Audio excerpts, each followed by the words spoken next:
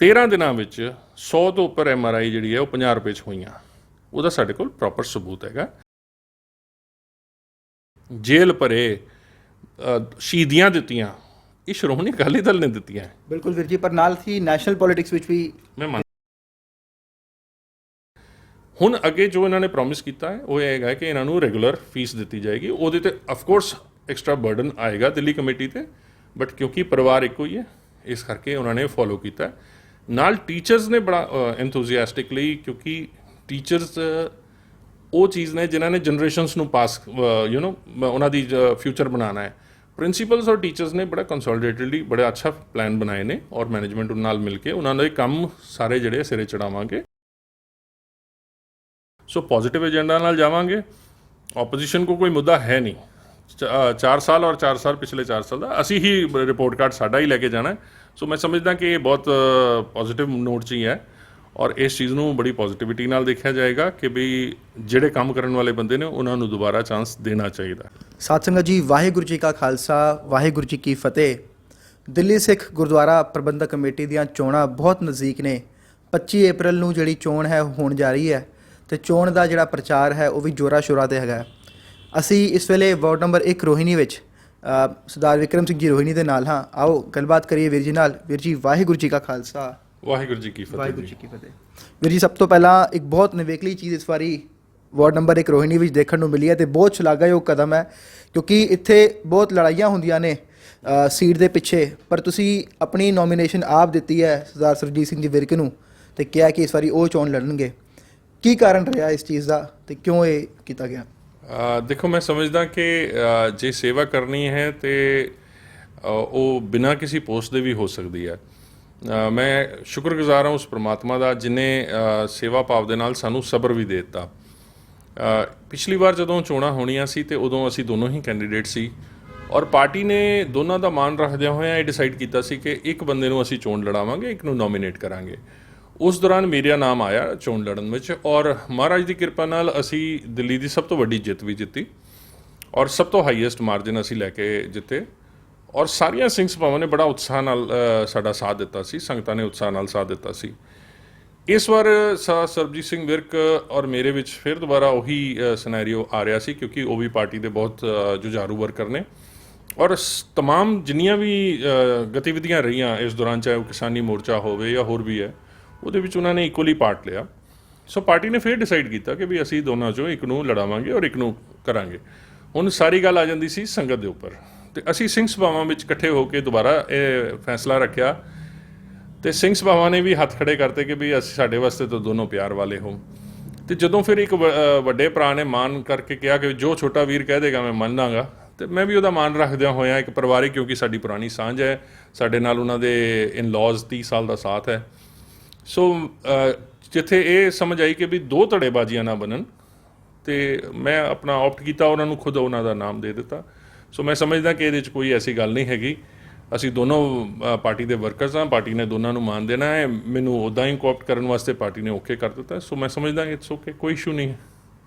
ਇੱਕ ਬਹੁਤ ਸ਼ਲਾਘਾਯੋਗ ਕਦਮ ਇਹ ਹੈਗਾ ਅਤੇ ਜਿੱਥੇ ਵੀ ਦੇਖੀ ਜਾਏ ਇਸ ਦੀ ਤਾਰੀਫ ਜ਼ਰੂਰ ਹੋ ਰਹੀ ਹੈ ਇਸ ਵੇਲੇ। ਅਤੇ ਵੀਰ ਜੀ, ਇਸ ਵੇਲੇ ਚੋਣਾਂ ਦਾ ਜਿਹੜਾ ਪ੍ਰਚਾਰ ਹੈ ਉਹ ਜ਼ੋਰਾਂ ਸ਼ੋਰਾਂ 'ਤੇ ਚੱਲ ਰਿਹਾ ਹੈ। ਇਸ ਵਾਰੀ ਤੁਸੀਂ ਸੰਗਤ ਦੇ ਵਿੱਚ ਜਾ ਰਹੇ ਹੋ, ਕਿਉਂਕਿ ਤੁਸੀਂ ਉਹਨਾਂ ਦਾ ਨਾਲ ਸਾਥ ਵੀ ਦੇ ਰਹੇ ਹੋ, ਅਤੇ ਕਿਸ ਤਰ੍ਹਾਂ ਦਾ ਉਤਸ਼ਾਹ ਜਿਹੜਾ ਸੰਗਤ ਵਿੱਚ ਦੇਖਣ ਨੂੰ ਮਿਲ ਰਿਹਾ ਰੋਹਿਣੀ ਵਿੱਚ? ਰੋਹਿਣੀ ਵਿੱਚ ਕੀ, ਮੈਂ ਸਮਝਦਾ ਸਾਰੀ ਦਿੱਲੀ ਵਿੱਚ ਹੀ ਉਤਸ਼ਾਹ ਹੈ, ਕਿਉਂਕਿ ਜੋ ਕੰਮ ਦਿੱਲੀ ਸਿੱਖ ਗੁਰਦੁਆਰਾ ਪ੍ਰਬੰਧਕ ਕਮੇਟੀ ਪਿਛਲੇ 2 ਸਾਲਾਂ 'ਚ ਕਰ ਪਾਈ ਬਹੁਤ ਵੱਡੇ ਨੇ। ਮੈਂ ਦੇਖ ਰਿਹਾ ਕਿ ਕਿਉਂਕਿ ਜਦੋਂ 2017 'ਚ ਅਸੀਂ ਬਣੇ ਤਾਂ ਕਾਫੀ ਉਥਲ ਪੁਥਲ ਸੀ ਦਿੱਲੀ ਕਮੇਟੀ ਵਿੱਚ, ਆਪਸ 'ਚ ਪਰੇਸ਼ਾਨੀਆਂ ਹੋਣ ਕਰਕੇ ਔਰ ਸਰਦਾਰ ਮਨਜੀਤ ਸਿੰਘ ਜੀਕੇ ਨੂੰ ਬਾਹਰ ਦਾ ਰਸਤਾ ਦਿਖਾਇਆ ਗਿਆ। ਬਟ ਜਦੋਂ 2 ਸਾਲ ਬਾਅਦ ਇਹ ਜਦੋਂ ਨਵੀਂ ਕਮੇਟੀ ਬਣੀ ਹੈ, ਇਹਦੇ ਵਿੱਚ ਅਸੀਂ ਦੇਖਿਆ ਕਿ ਕਰੋਨਾ ਕਾਲ ਇੱਕਦਮ ਆਉਂਦਿਆਂ ਪੈ ਗਿਆ ਔਰ ਮਹਾਰਾਜ ਦੀ ਕਿਰਪਾ ਨਾਲ ਅਸੀਂ ਰੋਹਿਣੀ ਵਿੱਚ ਬਹੁਤ ਸੇਵਾ ਕਰ ਪਾਏ। ਮੈਂ ਸਮਝਦਾ ਕਿ ਬੜੀ ਉਸ ਮਾਲਕ ਦੀ ਕਿਰਪਾ ਹੈ ਕਿ ਜਦੋਂ ਲੋਕ ਅੱਗ ਵੀ ਨਹੀਂ ਸੀ ਦੇ ਰਹੇ ਆਪਣੇ ਪਰਿਵਾਰ ਵਾਲਿਆਂ ਨੂੰ ਔਰ ਬਾਹਰ ਨਹੀਂ ਸੀ ਨਿਕਲ ਰਹੇ, ਸਾਡੀ ਸਾਰੀ ਟੀਮ ਕੋਈ ਸਪਰੇਅ ਕਰ ਰਿਹਾ ਸੀ, ਕੋਈ ਕੁਛ ਕਰ ਰਿਹਾ ਸੀ, ਕੋਈ ਲੰਗਰ ਵਰਤਾ ਰਿਹਾ ਸੀ, ਕੋਈ ਲੰਗਰ ਬਣਾ ਰਿਹਾ ਸੀ। ਸੋ ਇਹ ਸਾਨੂੰ ਕੰਮ ਕਰਨ ਦਾ ਮੌਕਾ ਮਿਲਿਆ। ਦਿੱਲੀ ਕਮੇਟੀ ਨੇ ਬਹੁਤ ਸ਼ਲਾਘਾਯੋਗ ਕੰਮ ਕੀਤੇ ਉਸ ਦੌਰਾਨ। ਉਸ ਤੋਂ ਬਾਅਦ ਇੱਕਦਮ ਕਿਸਾਨਾਂ ਦਾ ਮੋਰਚਾ ਆਇਆ ਸਾਡੇ ਸਾਹਮਣੇ ਔਰ ਕਿਸਾਨਾਂ ਦਾ ਮੋਰਚੇ ਵਿੱਚ ਤੁਸੀਂ ਦੇਖਿਆ ਕਿ ਅਸੀਂ ਬਾਰਡਰ 'ਤੇ, ਤੁਸੀਂ ਵੀ ਖੁਦ ਜਾ ਕੇ ਕਵਰ ਕੀਤਾ ਸੀ ਆਪਣੇ ਚੈਨਲ ਰਾਹੀਂ, ਕਿ ਕਿਸ ਤਰ੍ਹਾਂ ਪੇਟ ਦੀ ਭੁੱਖ, ਬਾਣੀ ਦੀ ਭੁੱਖ, ਇਹ ਸਾਰਾ ਕੁਝ ਉੱਥੇ ਦਿੱਲੀ ਕਮੇਟੀ ਨੇ ਬਹੁਤ ਸੋਹਣੇ ਉਪਰਾਲੇ ਕੀਤੇ। ਦਿੱਲੀ ਕਮੇਟੀ ਕੀ ਬਹੁਤ ਸਾਰੀਆਂ ਜਥੇਬੰਦੀਆਂ ਨੇ ਵੀ ਉਪਰਾਲੇ ਕੀਤੇ ਸੀ, ਪਰ ਜੋ ਦਿੱਲੀ ਕਮੇਟੀ ਦਾ ਟੈਂਟ ਸੀ ਉਹ ਬਿਲਕੁਲ ਮੇਨ 0 ਪੁਆਇੰਟ 'ਤੇ ਖੜਾ ਸੀ, ਔਰ ਉੱਥੇ ਬਹੁਤ ਸਾਰੇ ਲੋਕਾਂ ਨੇ ਰੋਜ਼ ਉਹਦਾ ਬੈਨੀਫਿਟ ਚੁੱਕਿਆ। ਔਰ ਜੋ ਲੋਕਾਂ ਨੇ ਜਾ ਕੇ ਸੇਵਾਵਾਂ ਉੱਥੇ ਕੀਤੀਆਂ ਉਹ ਵੀ ਤੁਹਾਡੇ ਸਾਹਮਣੇ ਹੈ ਕਿ ਲੋਕ ਉੱਥੇ ਜਾ ਕੇ ਵਰਤਾਉਂਦੇ ਸੀ, ਸਮਾਨ ਵਰਤਾਉਂਦੇ ਸੀ, ਆਪਣੀ ਸੇਵਾ ਹਿੱਸਾ ਪਾਉਂਦੇ ਸੀ। ਲੇਕਿਨ ਉਸ ਤੋਂ ਵੀ ਵੱਡੀ ਜਦੋਂ ਉਪਲਬਧੀ ਆਉਂਦੀ ਹੈ ਕਿ 26 ਜਨਵਰੀ ਨੂੰ ਜਦੋਂ ਸਿੱਖਾਂ ਨੂੰ ਇੱਕ ਟੈਗ ਕਰਤਾ ਗਿਆ ਸੀ ਵੱਖਵਾਦੀ ਦਾ, ਅੱਤਵਾਦੀ ਹੋਣ ਦਾ, ਉੱਥੇ ਜਿਹੜੀ ਹੈ ਦਿੱਲੀ ਕਮੇਟੀ ਨੇ ਆ ਕੇ ਫਿਰ ਦੁਬਾਰਾ ਆਪਣਾ ਰੋਲ ਬਹੁਤ ਅਹਿਮ ਨਿਭਾਇਆ। ਔਰ ਉੱਥੇ ਪਹਿਲੇ ਦਿਨ ਹੀ ਮੈਂ ਦੇਖ ਰਿਹਾ ਸੀ ਕਿ ਸਾਡੇ ਅਕਾਲੀ ਦਲ ਦੇ ਪ੍ਰਧਾਨ ਸਾਹਿਬ ਸਰਦਾਰ ਹਰਮੀਤ ਸਿੰਘ ਕਾਲਕਾ ਜੀ ਨੇ ਪਹਿਲੇ ਦਿਨ ਹੀ 27 ਤਰੀਕ ਨੂੰ ਇਹ ਬਿਆਨ ਦੇ ਦਿੱਤਾ ਸੀ ਕਿ ਸਿੱਖਾਂ ਨੇ ਕੋਈ ਗਲਤ ਕੰਮ ਨਹੀਂ ਕੀਤਾ। ਉੱਥੇ ਲਾਲ ਕਿਲ੍ਹਾ ਕੋਈ ਡੈਮੋਕ੍ਰੇਸੀ ਦਾ ਪ੍ਰਤੀਕ ਨਹੀਂ ਹੈ, ਉੱਥੇ ਟਾਇਰਨੀ ਦਾ ਪ੍ਰਤੀਕ ਹੈ, ਜਿੱਥੋਂ ਲੋਕਾਂ ਨੇ ਸਵਾ ਮਨ ਜਨੇਊ ਦਾ ਰੋਜ਼ ਆਰਡਰ ਹੁੰਦਾ ਸੀ, ਅਤੇ ਸਿੱਖਾਂ ਵਾਸਤੇ ਉਹ ਹਮੇਸ਼ਾ ਰਹਿਣਾ ਹੈ, ਕਿਉਂਕਿ ਗੁਰੂ ਤੇਗ ਬਹਾਦਰ ਸਾਹਿਬ ਦੀ ਸ਼ਹੀਦੀ ਦਾ ਉੱਥੋਂ ਹੁਕਮ ਜਾਰੀ ਹੋਇਆ ਸੀ। ਲਾਲ ਕਿਲ੍ਹਾ ਨਹੀਂ ਹੋ ਸਕਦਾ, ਇੰਡੀਆ ਗੇਟ ਹੋ ਸਕਦਾ, ਪਾਰਲੀਮੈਂਟ ਹੋ ਸਕਦਾ, ਲਾਲ ਕਿਲ੍ਹਾ ਨਹੀਂ ਹੋ ਸਕਦਾ ਡੈਮੋਕ੍ਰੇਸੀ ਦਾ ਪ੍ਰਤੀਕ। ਸੋ ਉੱਥੇ ਜਦੋਂ ਅਟੈਕ ਕਰਨ ਦੀ ਕੋਸ਼ਿਸ਼ ਕੀਤੀ ਗਈ ਤਾਂ ਦਿੱਲੀ ਕਮੇਟੀ ਨੇ ਬਹੁਤ ਸਾਰੇ ਉਪਰਾਲੇ ਕੀਤੇ। ਕਿਸਾਨਾਂ ਦੀ ਬਹੁਤ ਸਾਰੀਆਂ ਤੁਹਾਡੇ ਸਾਹਮਣੇ ਹੀ ਹੈ ਕਿ 150 ਦੇ ਕਰੀਬ ਬੰਦੇ ਜਿਹੜੇ ਅਸੀਂ ਛੁਡਵਾਏ ਨੇ, ਜਿਹਦੇ ਵਿੱਚ ਖਾਸ ਤੌਰ 'ਤੇ ਰਣਜੀਤ ਸਿੰਘ ਔਰ ਨਵਦੀਪ ਕੌਰ ਦਾ ਨਾਮ ਸਭ ਤੋਂ ਇੰਪੋਰਟੈਂਟ ਹੈ, ਔਰ ਖਾਲਸਾ ਜੀ ਜਿਹੜੇ ਜੰਮੂ ਵਾਲੇ। ਸੋ ਐਸੇ ਬਹੁਤ ਸਾਰੀਆਂ ਚੀਜ਼ਾਂ ਸਾਹਮਣੇ ਆਈਆਂ ਜੋ ਲੋਕਾਂ ਦੇ ਵਿੱਚ ਬਹੁਤ ਪੋਜ਼ੀਟਿਵ ਉਤਸ਼ਾਹ ਹੈ। ਇਹ ਤਾਂ ਹੋ ਗਿਆ ਇੱਕ ਪਾਸੇ ਜੋ ਮਨੁੱਖਤਾ ਦੀ ਸੇਵਾ। ਉਸ ਤੋਂ ਵੱਡੀ ਕੀਤੀ ਜਿਹੜੀ ਮੈਡੀਕਲ ਲਾਈਨ ਵਿੱਚ ਗਏ ਅਸੀਂ। ਮੈਡੀਕਲ ਲਾਈਨ ਵਿੱਚ ਬਾਲਾ ਪ੍ਰੀਤਮ ਦਵਾਖਾਨਾ ਖੁੱਲ੍ਹਿਆ, MRI ਤੁਹਾਡੇ ਸਾਹਮਣੇ ਹੈ, ਔਰ ਇਸ ਤੋਂ ਇਲਾਵਾ ਫਿਰ ਇਹ ਜਿਹੜਾ ਡਾਇਲਿਸਿਸ ਸੈਂਟਰ ਬਣਿਆ। ਸੋ ਲੋਕਾਂ ਵਿੱਚ ਬੜਾ ਉਤਸ਼ਾਹ ਹੈ, ਪੋਜ਼ੀਟਿਵਿਟੀ ਹੈ। ਕੰਮ ਨੂੰ ਸਲਾਮ ਹੈ, ਚੰਮ ਨੂੰ ਕੋਈ ਸਲਾਮ ਨਹੀਂ ਕਿ ਹਾਂ ਵਿਕਰਮ ਸਿੰਘ ਨੇ ਕੀ ਕੰਮ, ਸੋਹਣਾ ਦਿਖਦਾ ਜਾਂ ਨਹੀਂ ਦਿਖਦਾ ਇਹ ਮੈਟਰ ਨਹੀਂ ਕਰਦਾ। ਵਿਕਰਮ ਸਿੰਘ ਨੇ ਕੰਮ ਕੀ ਕੀਤੇ 4 ਸਾਲ ਉਹ ਮੈਟਰ ਕਰਦਾ। ਅਸੀਂ ਉਹ ਲੈ ਕੇ ਜਾਣਾ ਹੈ ਸੰਗਤ ਦੇ ਸਾਹਮਣੇ। ਸੋ ਮੈਨੂੰ ਉਮੀਦ ਹੈ ਕਿ 100% ਐਤਕੀ ਵੀ ਫਤਿਹ ਜਿਹੜੀ ਹੈ ਉਹ ਮਿਲੇਗੀ, ਔਰ ਸੇਵਾ ਸਾਡੇ ਭਾਗਾਂ 'ਚ ਦੁਬਾਰਾ ਆਏਗੀ, ਮੈਂ ਸਮਝਦਾ। ਬਿਲਕੁਲ, ਤੁਸੀਂ 3-4 ਮੁੱਦੇ ਜਿਹੜੇ ਗਿਣਾਏ, ਕਿਸਾਨੀ ਮੁੱਦਾ, ਬਾਕੀ ਮੈਡੀਕਲ ਲਾਈਨ ਵਿੱਚ ਸੇਵਾਵਾਂ, ਉਹਦੇ 'ਤੇ ਅਸੀਂ ਜ਼ਰੂਰ ਗੱਲਬਾਤ ਕਰਾਂਗੇ। ਉਸ ਤੋਂ ਪਹਿਲਾਂ ਮੈਂ ਆਪ ਜੀ ਤੋਂ ਇਹ ਪੁੱਛਣਾ ਚਾਹਾਂਗਾ, ਇਸ ਵਾਰੀ ਜਦੋਂ ਤੁਸੀਂ ਸੰਗਤ ਦੇ ਵਿੱਚ ਜਾ ਰਹੇ ਹੋ ਤਾਂ ਕੀ ਮੁੱਦਾ, ਕੀ ਏਜੰਡਾ ਲੈ ਕੇ ਜਾ ਰਹੇ ਹੋ ਕਿ ਬਈ ਕਿਸ ਵਿਸ਼ੇ 'ਤੇ ਮੇਜਰ ਤੁਸੀਂ ਫੋਕਸ ਕਰੋਗੇ ਅਤੇ ਉਸ 'ਤੇ ਕੰਮ ਕਰੋਗੇ? ਦੇਖੋ, ਜਿਸ ਤਰ੍ਹਾਂ ਮੈਂ ਗੱਲ ਕੀਤੀ ਕਿ ਵੀ ਸਭ ਤੋਂ ਵੱਡਾ ਬਜਟ ਹੁੰਦਾ ਹੈ ਜਿਵੇਂ ਖਾਣੇ ਦੇ ਨਾਲ ਨਾਲ ਮੈਡੀਕਲ ਦਾ, ਔਰ ਮੈਂ ਆਪਣੇ ਇਲਾਕੇ 'ਚ ਬਹੁਤ ਲੋਕਾਂ ਨੂੰ ਭੇਜ ਚੁੱਕਾ ਜਿਹੜੇ MRI ਕਰਾ ਰਹੇ ਨੇ, ਜਿਹੜੇ ਡਾਇਲਿਸਿਸ ਕਰਾ ਰਹੇ ਨੇ, ਔਰ ਪ੍ਰਾਇਰਟੀ 'ਤੇ ਉਹਨਾਂ ਦਾ ਕੰਮ ਵੀ ਹੋ ਰਿਹਾ। ਇਹਦੇ ਇਲਾਵਾ ਰਾਸ਼ਨ ਦੀਆਂ ਪੈਕਟ ਸੱਚ ਜਾਣੇ ਤੇ ਅੱਜ ਵੀ ਜਾ ਰਹੇ ਨੇ, ਕਿਉਂਕਿ ਕਈ ਪਰਿਵਾਰ ਐਸੇ ਨੇ ਜਿਹੜੇ ਕਰੋਨਾ ਤੋਂ ਬਾਅਦ ਵੀ ਅੱਜ ਤੱਕ ਵੀ ਸਿੱਧੇ ਨਹੀਂ ਹੋ ਪਾਏ। ਪਰਮਾਤਮਾ ਨਾ ਕਿਸੇ ਨੂੰ ਦਿਨ ਦਿਖਾਵੇ, ਲੇਕਿਨ ਅਸੀਂ ਅੱਜ ਵੀ ਉਹਨਾਂ ਨੂੰ ਉਹ ਰਸਦ ਦੇ ਰਹੇ ਹਾਂ। ਸੋ ਇਹ ਸਾਰੇ, ਔਰ ਜਿਹੜੇ ਵੀ ਬੱਚਿਆਂ ਦੇ ਕਾਰਜ, ਅਸੀਂ ਸੱਚ ਜਾਣਿਓ ਕਿ ਅਸੀਂ ਕੋਸ਼ਿਸ਼ ਇਹ ਕੀਤੀ ਹੈ ਕਿ ਬੱਚਿਆਂ ਨੂੰ ਅਸੀਂ ਰੋਜ਼ਗਾਰ ਦਵਾ ਸਕੀਏ, ਨਾ ਕਿ ਦਿੱਲੀ ਕਮੇਟੀ 'ਚ ਜੌਬ ਦਵਾ ਸਕੀਏ। ਐਸਾ ਨਹੀਂ ਕਿ ਦਿੱਲੀ ਕਮੇਟੀ ਜੌਬ ਨਹੀਂ ਲੱਗੇ, ਲੇਕਿਨ ਬਹੁਤ ਸਾਰੇ ਅਸੀਂ ਕੋਸ਼ਿਸ਼ ਇਹ ਕੀਤੀ ਹੈ ਕਿ ਉਹਨਾਂ ਨੂੰ ਟੈਕਨੀਕਲ ਨੌਲੇਜ ਦੇ ਸਕੀਏ, ਉਹਨਾਂ ਨੂੰ ਆਪਣੇ ਆਪ ਵਿੱਚ ਇਕਵਿਪ ਕਰ ਸਕੀਏ ਤਾਂ ਕਿ ਉਹ ਆਪਣੇ ਰੋਜ਼ਗਾਰ ਲੈ ਸਕਣ। ਸੋ ਇਹ ਬੜੀ ਵੱਡੀ ਚੀਜ਼ ਸੀਗੀ ਜਿਹੜੀ ਦਿੱਲੀ ਸਿੱਖ ਗੁਰਦੁਆਰਾ ਪ੍ਰਬੰਧਕ ਕਮੇਟੀ ਦੀਆਂ ਸੇਵਾ ਨਿਭਾਉਂਦਿਆਂ ਹੋਇਆਂ ਅਸੀਂ ਇਲਾਕੇ ਦੀ ਸੇਵਾ ਕਰ ਸਕੇ ਹਾਂ। ਸੋ ਪੋਜ਼ੀਟਿਵ ਏਜੰਡਾ ਨਾਲ ਜਾਵਾਂਗੇ। ਆਪੋਜੀਸ਼ਨ ਕੋ ਕੋਈ ਮੁੱਦਾ ਹੈ ਨਹੀਂ। 4 ਸਾਲ ਔਰ 4 ਸਾਲ ਪਿਛਲੇ 4 ਸਾਲ ਦਾ ਅਸੀਂ ਹੀ ਰਿਪੋਰਟ ਕਾਰਡ ਸਾਡਾ ਹੀ ਲੈ ਕੇ ਜਾਣਾ। ਸੋ ਮੈਂ ਸਮਝਦਾ ਕਿ ਇਹ ਬਹੁਤ ਪੋਜ਼ੀਟਿਵ ਨੋਟ 'ਚ ਹੀ ਹੈ, ਔਰ ਇਸ ਚੀਜ਼ ਨੂੰ ਬੜੀ ਪੋਜ਼ੀਟਿਵਿਟੀ ਨਾਲ ਦੇਖਿਆ ਜਾਏਗਾ ਕਿ ਬਈ ਜਿਹੜੇ ਕੰਮ ਕਰਨ ਵਾਲੇ ਬੰਦੇ ਨੇ ਉਹਨਾਂ ਨੂੰ ਦੁਬਾਰਾ ਚਾਂਸ ਦੇਣਾ ਚਾਹੀਦਾ ਹੈ।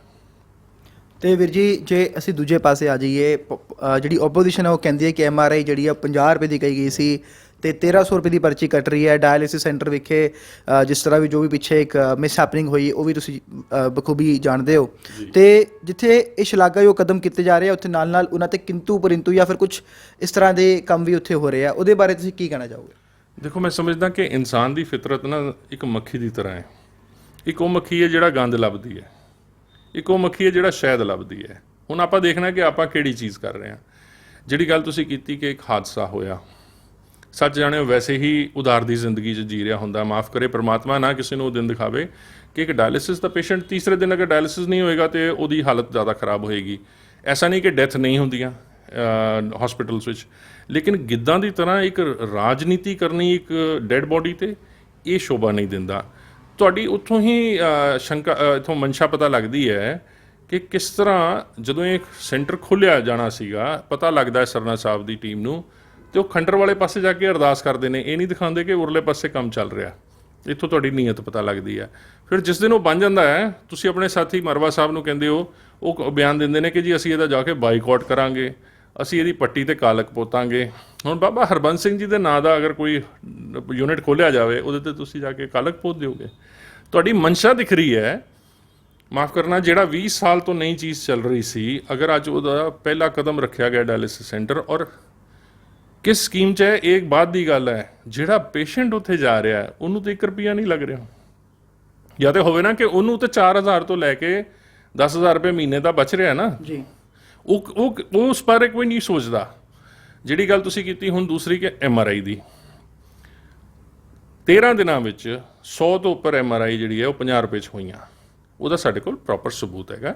ਤੁਸੀਂ ਦੋਨੋਂ ਪ੍ਰਧਾਨਾਂ ਦੀ, ਅਗਰ ਪ੍ਰਧਾਨ ਸਾਹਿਬ ਹਰਮਨਜਿੰਦਰ ਸਿੰਘ ਸਿਰਸਾ ਜਾਂ ਹਰਮੀਤ ਸਿੰਘ ਕਾਲਕਾ ਦੀ ਵੀਡੀਓਜ਼ ਦੇਖੋਗੇ, ਜਿਸ ਦਿਨ ਇਹ ਲਾਂਚ ਹੋਇਆ ਉਸ ਦਿਨ ਉਹਨਾਂ ਨੇ ਕਲੀਅਰਲੀ ਇਹ ਕਿਹਾ ਕਿ BPL ਦੇ ਤਹਿਤ ਜਿਹੜੇ ਲੋਕ ਆਣਗੇ ਉਹਨਾਂ ਨੂੰ 50 ਰੁਪਏ 'ਚ ਅਸੀਂ ਦਾਂਗੇ, ਔਰ ਜਿਹੜੇ ਲੋਕ ਅਫੋਰਡ ਕਰ ਸਕਦੇ ਨੇ, ਇੱਕ 8,000 ਤੋਂ ਲੈ ਕੇ 35,000 ਤੱਕ ਦੀ MRI ਹੁੰਦੀ ਹੈ, ਉਹ ਅਗਰ ਤੁਹਾਨੂੰ 14-1500 'ਚ ਮਿਲ ਰਹੀ ਹੈ, ਮਾਫ ਕਰਨਾ, ਉਹ ਵੀ ਤੁਰੰਤ, ਕੋਈ ਵੇਟਿੰਗ ਨਹੀਂ, ਕੋਈ ਕੁਛ ਨਹੀਂ, ਤਾਂ ਵੈਸੇ ਹੀ ਆਪਣੇ ਆਪ 'ਚ ਇੱਕ ਬੜੀ ਨਿਆਮਤ ਹੈ।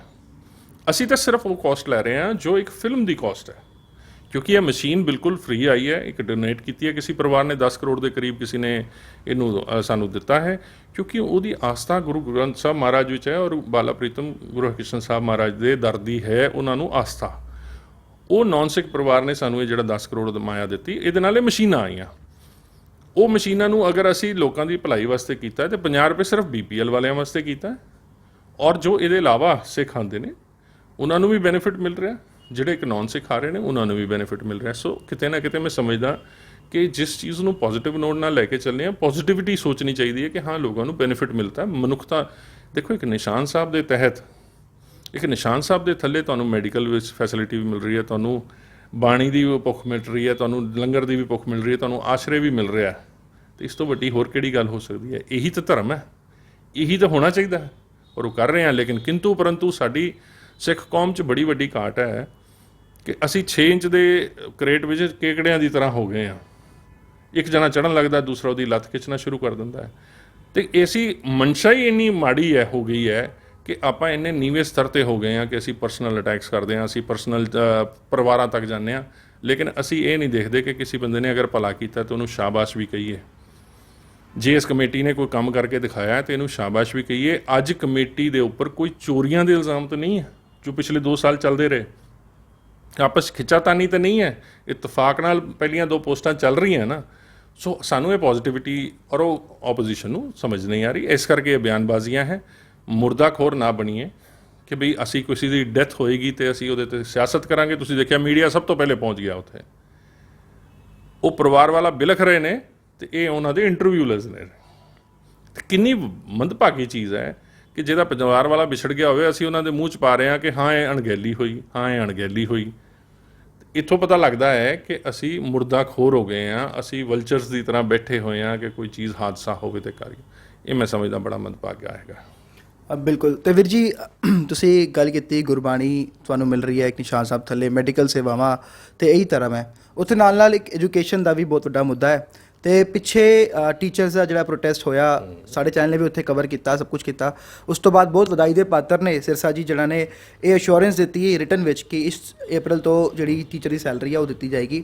ਇੱਕ ਮੇਰਾ ਸਵਾਲ ਇੱਥੇ ਇਹ ਹੈ ਕਿ ਇੱਕ ਮੀਟਿੰਗ ਵੀ ਜਿਹੜੀ ਹੈ ਉਹ ਟੀਚਰਸ ਨਾਲ ਹੋਈ ਸੀ, ਉਹਦਾ ਕੀ ਸਿੱਟਾ ਨਿਕਲਿਆ? ਕੋਈ ਪੂਰੇ ਸਟਾਫ ਦੇ ਨਾਲ ਪਹਿਲੀ ਵਾਰੀ ਅੱਜ ਤੱਕ ਹੋਇਆ ਕਿ ਇੱਕ ਮੀਟਿੰਗ ਪੂਰੇ ਸਟਾਫ ਦੇ ਨਾਲ ਜਿਹੜੀ ਆ ਉਹ ਕੀਤੀ ਗਈ ਹੈ, ਉਹਦਾ ਇੱਕ ਵਾਰੀ ਕੀ ਸਿੱਟਾ ਨਿਕਲਿਆ? ਆਪ ਜ਼ਰੂਰ ਸੰਗਤ ਨੂੰ ਦੱਸੋ। ਦੇਖੋ, ਕੱਲ੍ਹ ਮੈਂ ਉਸ ਮੀਟਿੰਗ ਵਿੱਚ ਮੌਜੂਦ ਸੀ, ਔਰ ਟੀਚਰਸ ਦੇ ਅਸੀਂ ਸਾਹਿਬਾਨਾਂ ਦੇ ਅਸੀਂ ਉਹਨਾਂ ਦੇ ਵਿਚਾਰ ਲਏ, ਉਹਨਾਂ ਦੇ ਸੁਝਾਅ ਵੀ ਲਏ, ਕਿਉਂਕਿ ਦੇਖੋ ਇਹ ਕੰਸੋਲੀਡੇਟਿਡ ਰਿਸਪੌਂਸਿਬਿਲਿਟੀ ਹੈ ਕਿ ਅਸੀਂ ਇਹ ਅਗਰ ਅਦਾਰਿਆਂ ਨੂੰ ਪ੍ਰੋਫਿਟੇਬਿਲਿਟੀ ਵਿੱਚ ਲਿਜਾਣਾ ਹੈ ਤੇ ਇਹ ਸਿਰਫ ਇਕੱਲੀ ਮੈਨੇਜਮੈਂਟ ਦਾ ਕੰਮ ਨਹੀਂ ਹੈ, ਇਹ ਟੀਚਰਸ ਦਾ ਵੀ ਕੰਮ ਹੈ। ਜਦੋਂ ਮੈਂ ਬਤੌਰ ਚੇਅਰਮੈਨ ਜਾਂ ਬਤੌਰ ਮੈਨੇਜਰ ਕਿਸੇ ਸੰਸਥਾ 'ਚ ਰਿਹਾ, ਮੈਂ ਤੁਹਾਨੂੰ ਖੁਦ ਆਪ ਦੱਸ ਦੇਵਾਂ ਕਿ ਮੈਂ ਖੁਦ ਆਪ ਗੁਰੂ ਹਰਕ੍ਰਿਸ਼ਨ ਪਬਲਿਕ ਸਕੂਲ ਬਸੰਤ ਵਿਹਾਰ ਦਾ ਪੜ੍ਹਿਆ ਹੋਇਆ, ਅਤੇ ਸਾਡੇ ਤਾਂ ਆਪਣੇ ਇਮੋਸ਼ਨਸ ਜੁੜੇ ਹੋਏ ਨੇ ਇਸ ਅਦਾਰਿਆਂ ਨਾਲ।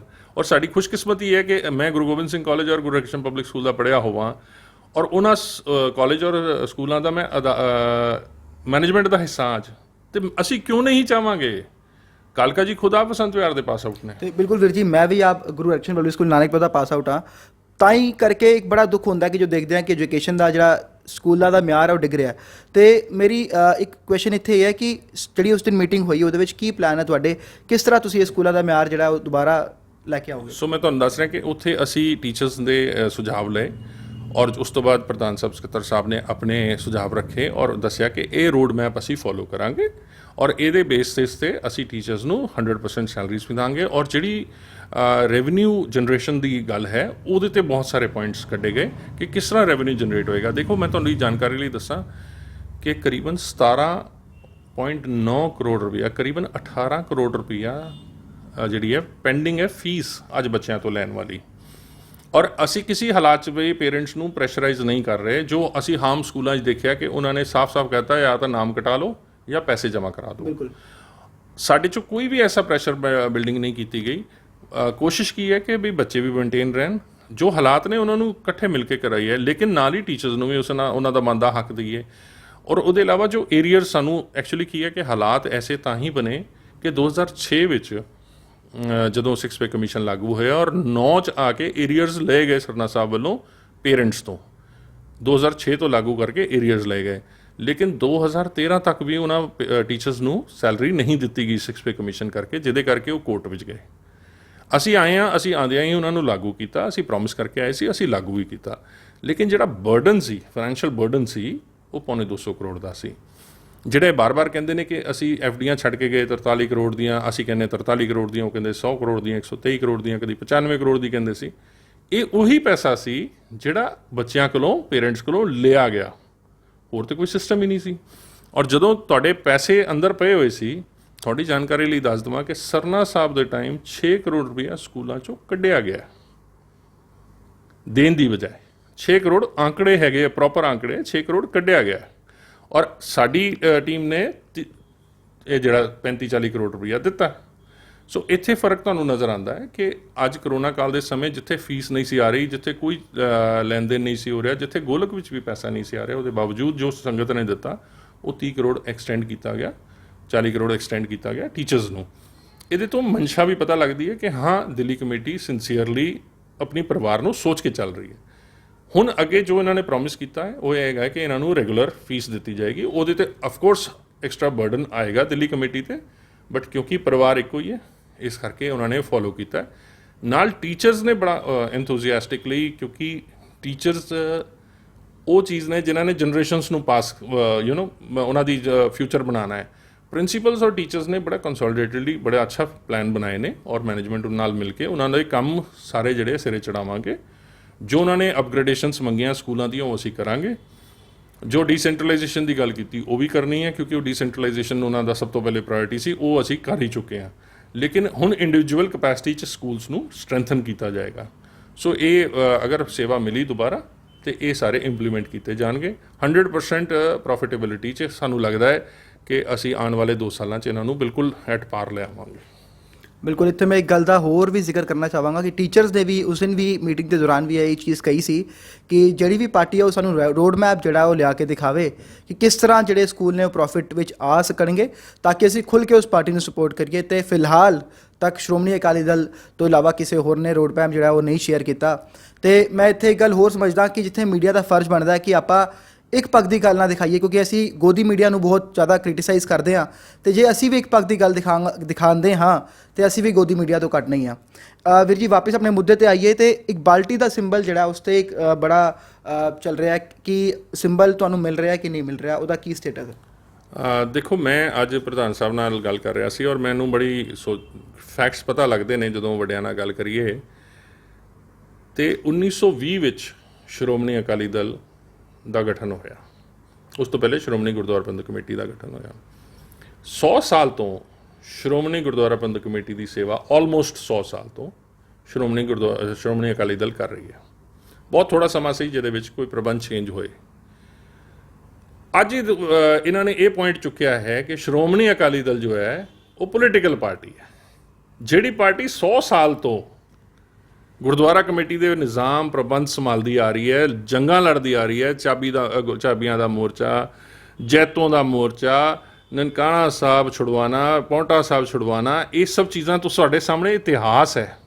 ਜੇਲ੍ਹ ਭਰੇ, ਸ਼ਹੀਦੀਆਂ ਦਿੱਤੀਆਂ, ਇਹ ਸ਼੍ਰੋਮਣੀ ਅਕਾਲੀ ਦਲ ਨੇ ਦਿੱਤੀਆਂ। ਬਿਲਕੁਲ ਵੀਰ ਜੀ, ਪਰ ਨਾਲ ਹੀ ਨੈਸ਼ਨਲ ਪੋਲਿਟਿਕਸ ਵਿੱਚ ਵੀ ਮੈਂ ਮੰਨਦਾ। ਦੇਖੋ, ਨੈਸ਼ਨਲ ਪੋਲਿਟਿਕਸ ਵਿੱਚ ਆਉਣਾ ਕਿਉਂ ਜ਼ਰੂਰੀ ਹੈ ਕਿ ਦਸਤਾਰ ਦੀ ਗੱਲ ਕੌਣ ਕਰੇਗਾ? ਅਸੀਂ ਮਿਨੋਰਟੀ ਹਾਂ। ਜੇ ਅਸੀਂ ਹਾਊਸ ਵਿੱਚ ਹੀ ਨਾ ਗਏ ਉੱਪਰ, ਤਾਂ ਸਾਡੀ ਗੱਲ ਕੌਣ ਕਰੇਗਾ? ਜੇ ਅਸੀਂ ਆਪਣੀ ਗੱਲ ਹੀ ਨਹੀਂ ਰੱਖ ਸਕਦੇ, ਆਪਣੀ ਕਮਿਊਨਿਟੀ ਦੀ ਗੱਲ ਹੀ ਨਾ, ਜੇ ਅਗਰ ਅੱਜ ਵਜ਼ੀਰੀਆਂ ਨਾ ਹੁੰਦੀਆਂ ਉੱਪਰ, ਮਾਫ ਕਰਨਾ, ਤੇ 34 ਸਾਲ ਬਾਅਦ ਸੱਜਣ ਕੁਮਾਰ ਬੰਦ ਨਾ ਹੁੰਦਾ, ਜੇ ਸਾਡਾ ਜ਼ੋਰ ਨਾ ਚੱਲਦਾ ਤੇ ਅੱਜ ਉਹ ਇਨਸਾਫ ਨਾ ਮਿਲਿਆ ਹੁੰਦਾ, ਜੋ ਅੱਜ ਅੱਖਾਂ ਵੀ ਸੁੱਕ ਗਈਆਂ ਸੀ ਰੋ ਰੋ ਕੇ। ਮੈਂ ਨਹੀਂ ਸਮਝਦਾ ਕਿ ਨੈਸ਼ਨਲ ਪੋਲਿਟਿਕਸ ਦਾ ਕਿਉਂ ਨਹੀਂ ਹਿੱਸਾ ਸਾਨੂੰ ਬਣਨਾ ਚਾਹੀਦਾ, ਲੇਕਿਨ ਹਾਂ, ਧਰਮ ਦੀ ਰਾਜਨੀਤੀ ਔਰ ਮੇਨ ਸਟਰੀਮ ਪੋਲਿਟਿਕਸ ਨੂੰ ਅਲੱਗ ਜ਼ਰੂਰ ਰੱਖਣਾ ਚਾਹੀਦਾ। ਲੇਕਿਨ ਜਿੱਥੇ ਮੌਕਾ ਮਿਲੇ ਆਪਣੀ ਰਿਪਰੈਜ਼ੈਂਟੇਸ਼ਨ ਹਾਊਸਿਸ ਵਿੱਚ ਹੋਣੀ ਚਾਹੀਦੀ ਹੈ, ਚਾਹੇ ਉਹ ਲੈਜਿਸਲੇਟਿਵ ਅਸੈਂਬਲੀ ਹੈ, ਚਾਹੇ ਪਾਰਲੀਮੈਂਟ ਹੈ। ਮੈਂ ਇਸ ਚੀਜ਼ ਨੂੰ ਬੜੀ ਵੱਡੀ ਗੱਲ ਮੰਨਦਾ। ਜਿਹੜੀ ਗੱਲ ਕੀਤੀ ਸਿੰਬਲ ਦੀ ਆਪਾਂ, ਕਿ ਸਿੰਬਲ ਅੱਜ ਤੱਕ ਸ਼੍ਰੋਮਣੀ ਅਕਾਲੀ ਦਲ ਇਹਦੇ 'ਤੇ ਲੜਦਾ ਆਇਆ, ਔਰ ਇਹ ਡਬਲ ਬੈਂਚ ਵਿੱਚ ਕੇਸ ਜਿਹੜਾ ਚੱਲਦਾ ਪਿਆ ਸੀ।